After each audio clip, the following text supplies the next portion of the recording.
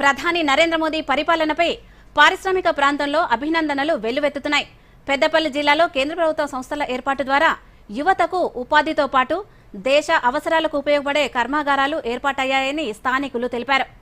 ఇప్పటికే 1600 మెగావాట్ల విద్యుత్ కేంద్రం ప్రారంభం కాగా మరో 2400 మెగావాట్ల విద్యుత్ కేంద్రం ప్రారంభానికి సిద్ధంగా ఉంది. ఇక అదేవిధంగా సింగరేణి కార్మికులు ఎంతో కాలంగా ఎదురుచూస్తున్న ఆదాయ పన్ను మినహాయింపు విషయంలో కేంద్రం స్పష్టమైన నిర్ణయం తీసుకుంది. ఈ మేరకు ఏడాదికి ఐటీ స్లాబ్ 12 లక్షలకు పెంచడం ద్వారా కార్మికులు సంతోషం వ్యక్తం చేస్తున్నారు. ప్రధానమంత్రి ఆవాస్ యోజన పథకం ద్వారా నిరుపేదలకు ఇళ్ల నిర్మాణం కొనసాగుతున్నాయని స్థానికులు పేర్కొన్నారు. ఇన్కమ్ ట్యాక్స్ రిఫార్మ్స్లో గతంలో ఉన్న 6 లక్షల రూపాయల మినిమం ఇన్కమ్ ట్యాక్స్ నుండి 12 లక్షలకు పెంచడం వల్ల సింగరేణి కార్మికులుగా మేము ఎంతో లాభపడ్డాం. ఇంతకుముందు గతంలో 6 లక్షలే ఉండడం వల్ల మాకు అక్టోబర్ నుండి నవంబరు, డిసెంబర్ జీతం 3 నెలల జీతం కూడా మేము ఇన్కమ్ ట్యాక్స్ కింద కోల్పోయే వాళ్ళం. ఇప్పుడు 12 లక్షలు పెంచడం వల్ల మాకు చాలా ఇదోతకంగా లాభం జరిగింది.